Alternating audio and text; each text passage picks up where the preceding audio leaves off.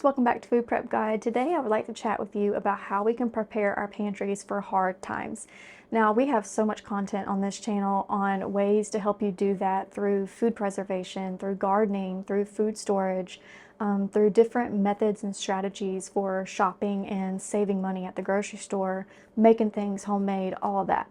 But today I want to get very specific and extract some nuggets of wisdom from the Great Depression era. Now, obviously, that was one of the hardest periods of times economically that our country has ever gone through.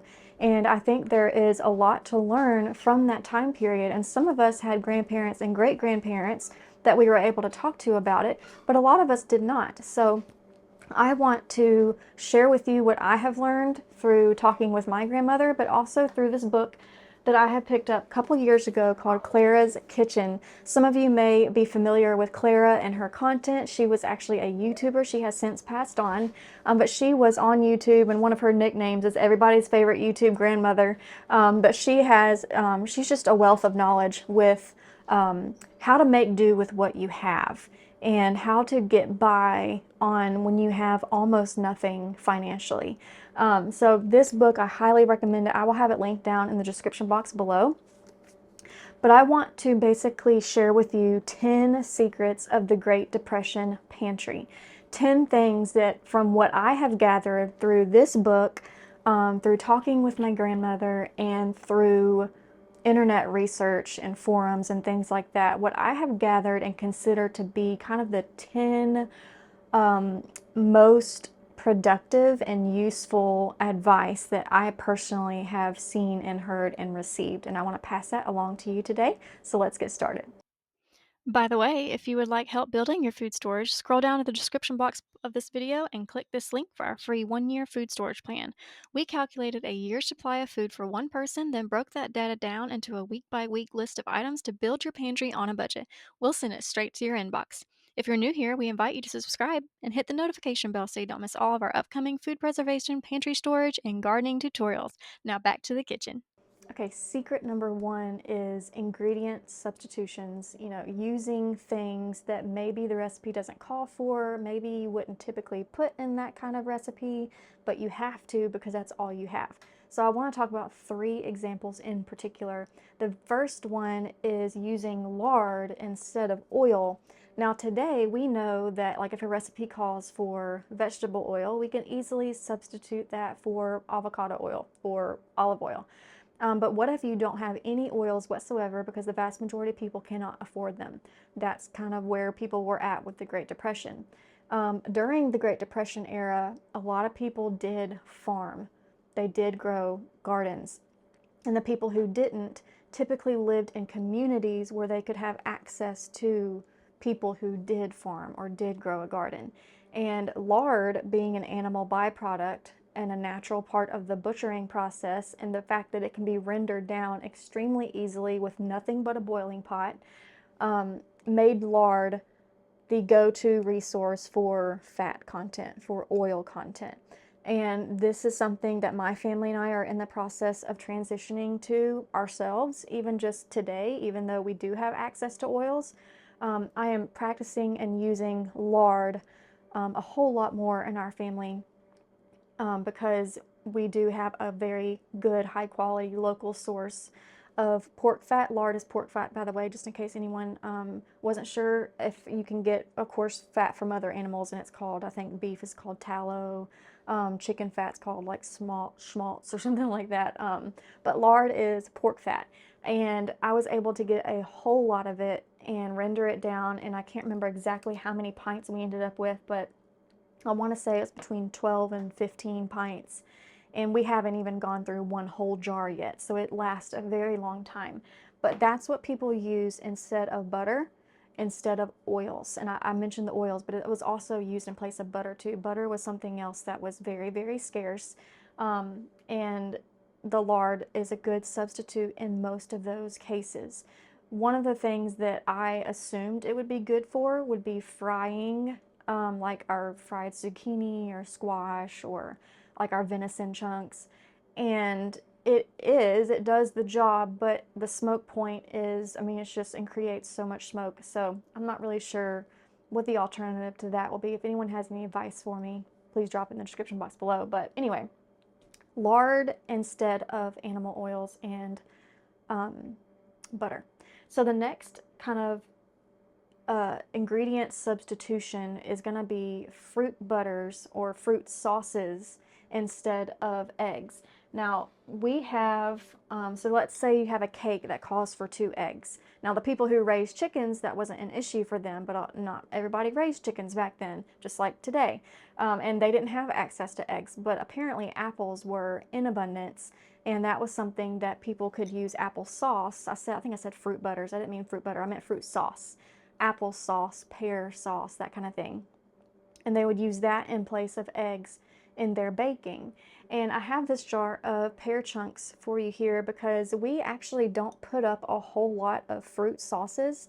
We just generally will put up the fruit in chunks like this because then we can enjoy it as a side dish, as a snack, as the fruit chunks, but we can easily turn it into sauce by just pureeing it up and blending it up, and then we have sauce. I have used pear sauce in place of applesauce, and normally when I'm using it, it's in a baked good, and the flavor difference between pretty much all of the fruit sauces that I have tried has been very minimal, and all of them have worked beautifully in those baked goods like cakes and brownies and stuff like that that might call for applesauce. So that's just a quick tip I wanted to share with you, that you can just, if you don't have any applesauce, if you don't have any other kind of fruit sauces, you can puree up a can of fruit and use that instead. The third example I wanted to share with you under the category of ingredient substitutions is using potato flour and mixing that in with regular flour. Now, from what I understand, flour wasn't necessarily super scarce, but it was so valuable, and bread was such a staple for feeding hungry bellies that they wanted to stretch that flour as much as possible, and potatoes could be grown for next to nothing in the common everyday backyard. And so they would use potato flour, or even not even just potato flour, they could make up mashed potatoes and use that mashed potato mash inside their bread recipe, and then they would be able to decrease the amount of flour that they used. So those were kind of like the 3 most common ingredient substitutions that I have come across that might be helpful for us someday. Okay, number 2 secret to the Great Depression pantry is going to be stretching protein. Now, we have talked about this in so many videos on our channel. We have specifically talked about stretching beef. We have specifically talked about one-pot meals, stretching meat with casseroles. You can stretch meat with soups and stews and things like that. But one thing that I came across time and time again in learning about the Great Depression era was beans and lentils. I don't know that lentils was super common in everybody's kitchen, but they are certainly super common today, and they are just as versatile as your beans are. They store just as long as your beans do. They have a very kind of bland flavor on their own, just kind of like beans do, and so it can kind of take on the flavors of whatever you put it in. And one of the things that I saw that they were using something like beans and lentils for to stretch, other than like one-pot dishes, was like meatloaf, like putting it into your meatloaf and really using very little meat and very heavy on the lentils or the beans, and saving a lot of money that way by not having to put so much meat in that meatloaf. I think it would be a good idea to do like a 5 ways to use lentils or something like that. If y'all are interested, let me know. But I'm going to put that in my little notebook of ideas, and maybe we'll try to do like a how to use lentils, how to cook with lentils, and just different ideas for how to stretch foods with lentils sometime in the near future. Okay, so number 3 secret of the Great Depression pantry is the one-pot meal. Now, this kind of goes along with stretching protein, because one-pot meals is a fantastic way that you can stretch protein, but I know from multiple sources that in that era, it was very rare to have a side or a slab of meat or a chunk of meat or something with, multiple sides, kind of like the traditional, like, I kind of picture that as like the traditional American supper today with a piece of meat and a few sides and maybe a roll or something. But that was not at all the type of meals that were eaten back then. And I think we might be entering a time when maybe that's not going to be the main meal type that we're going to be eating. So we have one pot meals, something that I'm kind of really getting into. We have a ton of one pot meals on our YouTube channel already. Maybe that's another idea. I wish I had my notebook. I need a notebook and a pen while I'm filming these videos, because that would be another fun thing to do. It's just a roundup of one pot meals that are frugal and that stretch meat and stretch ingredients. So I'm gonna have to rewatch this video and write down all my notes later. But one thing that I'm getting really big into is canning one pot meals in a jar. Now, normally with my canning, I have up to this point focused mostly on single ingredient foods, with the exception of things like relishes and salsas and things like that. But I'm typically keep my ingredients separate because I feel like that just gives me the most versatility for cooking. You know, I can make any dish I want if I have all of these ingredients separate. But one thing that I am learning more and more is just how incredibly convenient it is to have a whole meal in a jar, to be able to heat it up in a pot, serve it over mashed potatoes, rice, or pasta, or baked potatoes, or even sweet potatoes, and have an extremely quick meal for when the family is, excuse me, for when the family is sick, for when we are traveling, for when we have a super busy day with the kids' activities and things like that, or our day just doesn't go as planned. These one pot meals are just lifesavers. So if you have the opportunity to go ahead and can up some one pot meals, I do not think you will regret it. It's like an insurance policy for extremely busy days. We have a video on, we're trying to do a series on meals in jars organized by meat types and meal types and stuff like that. So I believe we have one already published using chicken, meals in jars that feature chicken, and I will link that down in the description box below if you're interested in that. Okay, secret number 4 to the Great Depression pantry is homemade alternatives to store-bought items. I feel like that's just kind of common sense. You know, when you don't have anything, you got to make it yourself and use what you have to make it yourself. So again, that is something that we have multiple videos of on the channel. Just in case anyone out there doesn't know, YouTube has, if you're on our channel page, which is youtube.com/or@foodprepguide, they have a little search bar, and if you're looking for our video on homemade alternatives or pantry staples, you can just type in pantry staples or type in homemade alternatives, and all of our videos that have those words in them will pop up for you. So be sure to take advantage of that search function feature.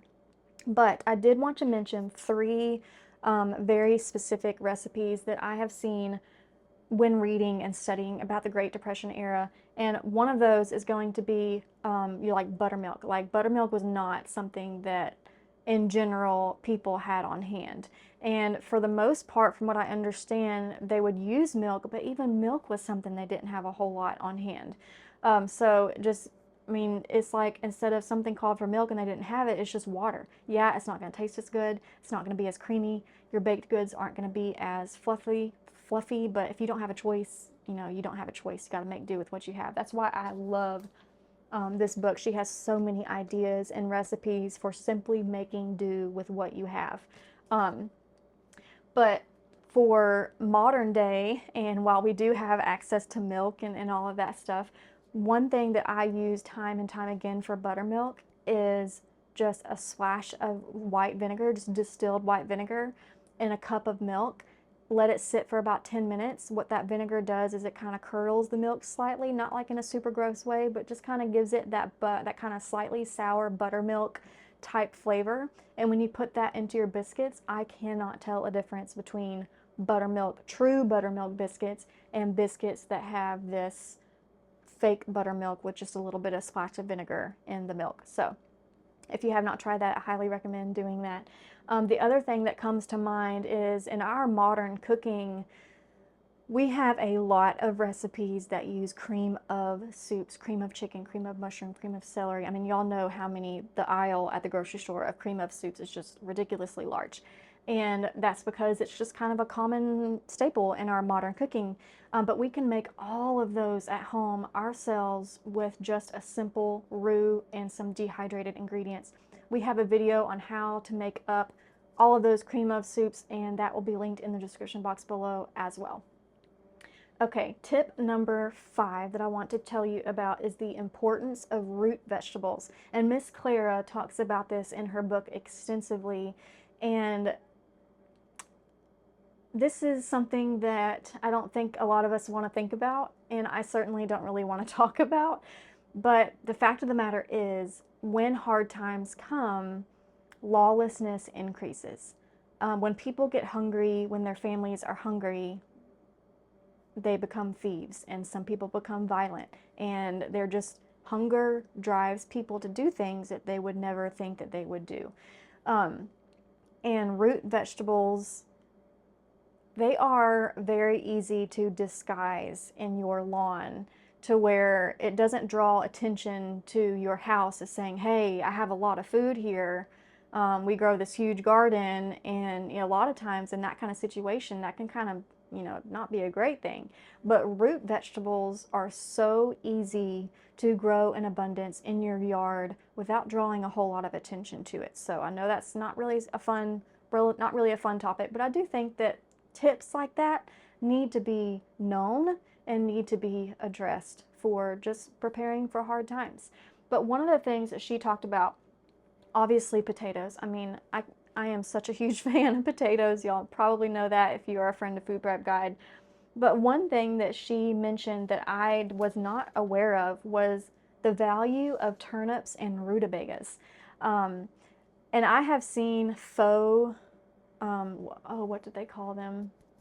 It's like faux potatoes, where people who are on a keto diet or something can make fake potatoes out of turnips and rutabagas, and there's one other thing. But all of those starchy root vegetables have a tendency to be somewhat bland to the point, I mean, they all have their unique flavors for sure, but when you cook them into things, they can really take on the flavors, kind of like the lentils, kind of like zucchini. It can take on the flavors of whatever you are cooking it in, and while providing some calories and some carbs to really fill up bellies. And that's one thing that she talked about extensively, was using those lesser known root crops and stretching their meals with those. Okay, tip number 6 is, I want to talk about desserts in the Great Depression pantry, the sweets. What kind of things did they eat? What kind of things did they enjoy? And 2 things that I have come across in particular over and over again is rice pudding and a flourless, milkless cake. Now, I have never made the flourless, milkless cake, but I am going to, and I will do my best to bring y'all along with me and show y'all how to make that Great Depression cake. That's actually its nickname, the Great Depression chocolate cake.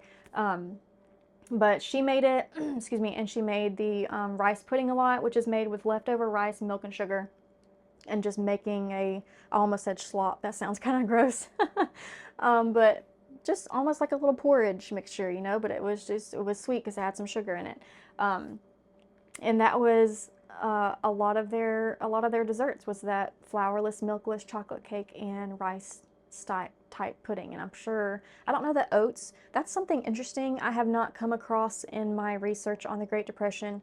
I haven't come across a whole lot of oat talk, like a discussion about oats. Like today, we stock oats in very large quantities because of how multi-purpose they are, and how they can be flavored so many different ways, but I just don't recall seeing that. I wonder what the deal with that is. But I do know that you can make an oat pudding too, similar, like a sweeter type dessert style oat pudding, that would be similar to rice pudding as well. Okay, secret number 7, and it is no secret, and that is canning and preserving food from your property.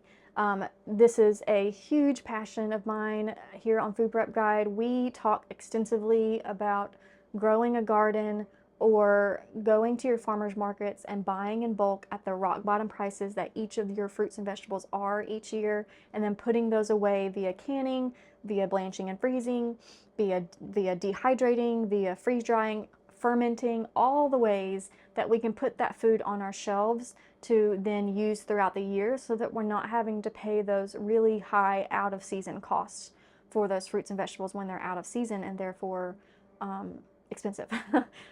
So they certainly, in the Great Depression era, that was back before the modernization of having a convenience store on every corner where people could run and buy, you know, a box of brownies at any second that they wanted to. That was back in that era where people did still grow gardens, they did still can and dehydrate. And here on this channel, we are trying to do our best to kind of bring back those lost food preservation skills, because yes, it feeds bellies. Yes, it, you know, it's a wholesome way to enjoy whole foods without having to pay ridiculous prices for them. But it is just one of the most frugal, money-saving aspects that I know of, that I have discovered when trying to save money, is producing and using and preserving that food ourselves. So that was definitely big in the Depression era. Secret number 8 to the Great Depression pantry was foraging to supplement what they could get at the store. And this is something that my grandmother talked to me about when I asked her, you know, what can you tell me about that time? And she was, I want to say, like, I don't remember what grade she was in, but they had one of those. She lived during a time when there was the one-room schoolhouses. Like, all the children were all, didn't matter what grade you were all in one schoolhouse. And so her and all of her siblings would be getting out of school and walk home around the same time. And she, for her snack, she was saying every single day for her snack, as soon as she got home, her mom would have some scratch-made biscuits that she had whipped up at some point during the day, but she would go out to the backyard and pull up these little bulbing onions. And she would slice up that bulbing onion on the biscuit, and that would be her snack. And Miss Clara talks about how she did dandelion greens and wild onions as well. And she had, she talks about working at a factory and how every single day when her shift was over, she would, on her way home, be gathering dandelion greens for the family salad that evening. And dandelion greens is another fantastic thing, that is a wild edible that a whole lot of people just look over as a weed, when really there's some nutrition there, and there's some flavor there that we can use in our cooking if we needed to, as long as it wasn't sprayed with pesticides. Today, a whole lot of people spray their yards and spray pesticides to keep dandelions from growing, so if that's the case, I wouldn't want to eat those. But that does bring me to my next point about, in this realm of foraging, Miss Clara calls them found foods, foods that you can just find growing. And in that regard, I highly recommend getting a wild edible guide for your particular area where you live. The Peterson Company has field guides for every section of America. I don't know that they have them worldwide. I'm not sure about that, but even if they don't, I am sure someone in your country, if you're outside of America, has some sort of wild edible book that you can pick up. The Peterson field guides are just my absolute favorite. I have one for medicinal plants, I have one for herbs, I have one for poisonous, like deadly type plants to stay away from, and I have this one for wild edibles. And it is just a fantastic book. If you've never had one before, they have diagrams of the plant type, specifically the leaf size, how the veins are shaped. That's how you can tell a lot of ways what the plant is from other lookalikes, by really studying the leaf pattern. But alongside the diagrams and how to identify it safely, they have how to eat it, what it's good for, like what kind of vitamins and minerals it might have. And then it will also let you know if there's some dangerous lookalikes. So when it comes to, I am not an expert on foraging. I have done it very, very minimally. I need to get out there and practice and do it some more. So I really don't have a whole lot of advice to share with you outside of just get you a field guide and have it on hand for whenever the day may come that you may or someone else may need it. Okay, number 9, and this one kind of made me giggle. So Miss Clara has an entire chapter in her book called labeled, I think it's called, yeah, pasta again. She has a whole chapter titled that, pasta again. And now she is Italian, so I guess pasta kind of goes along with that. But Italian or not, pasta is such a meal stretcher. It is so multi-purpose. You can cook it up so many different ways. One of the recipes that she has in there is peas and pasta, and it is not much more than just peas and pasta. Sometimes if they had a hot dog or some kind of little tiny slab of meat, they would chop that up and put that in there. But she just talks about how incredibly useful pasta was and how they could turn that into so many meals, and that the majority of their supper meals usually centered around some kind of pasta dish. And I agree with her. Our meals don't center around pasta that heavily right now, but they would if we got into a time when we were having to make every little ounce of food stretch and count. Pasta would play a big role in that. The last secret to the Great Depression pantry is going to be how they would repurpose their bread. So they cooked bread from scratch in that area. Pretty much everyone did. And it doesn't, if you cook bread today, you know that it doesn't last long at all, which makes me extremely suspicious of the bread at the store. How can it last so long when you know if I make a homemade batch of bread, we have to eat it within 2 to 3 days or it will start molding. And so in that era, you know, they knew that, they cooked it, they saw that it only lasted 2 or 3 days before mold set in. I didn't read anything about anyone bothering to try to extend the life of it, because for number one, it would get eaten, but number two, repurposing the bread in this specific tips that I'm about to share with you, it made sure that the bread always got eaten in one form or another before it went bad. So some of the tips that I have come across is bread pudding. Desserts, again, we mentioned desserts, rice pudding, the cakeless, flourless, milkless bread, but bread pudding was another kind of somewhat common dessert items that I can gather just from the reading that I have done. And it's basically just soaking it, y'all know, milk, sugar, eggs, that kind of thing. I have not made bread pudding in a very long time, but I really need to, because I have since gotten some advice from some of you here on YouTube, actually, that a lot of the fruit preserves that I have put up are really good as either topping or filling inside bread pudding. So I need to test that out. I haven't tested that out yet, but I need to. So bread pudding, another thing that they did was known as poor man's French toast. And I don't want to tell you this because I have never made this either, but they would use stale bread. So this would be 1 to 2 days after the loaf was baked fresh. They would do this. They would dip it in a little bit of milk and egg if they had it. If they didn't have egg, they would use some of the egg substitutes that we talked about, and then just fry that up on the skillet. And that was their French toast. The other thing that they would repurpose bread into is bread crumbs that they would use to top their one-pot meals, their one-pot casserole type dishes, but also their meatloafs. They would stretch meat with stale breadcrumbs and use that to make a meatloaf, or even just fried patties of what we might consider burger patties, but it was like mostly bread, like 80% bread and 20% meat. There's actually a very popular restaurant. It's not quite local to me. It's about 2 to 3 hours, but they are famous in our region for having these burgers that are like 80% bread and flour instead of actually meat, but apparently they're delicious. I've never had one. But apparently it's really, to me, it sounds kind of gross to think about a burger patty that's like 80% bread, but apparently it's pretty good, so maybe I should try it sometime. Okay, y'all, that is all of the 10 secrets to the Great Depression pantry that I have for you today. Don't forget to go and pick up a book, Clara's Kitchen. I will drop that link in the description box below. It's a fun read. It's delightful.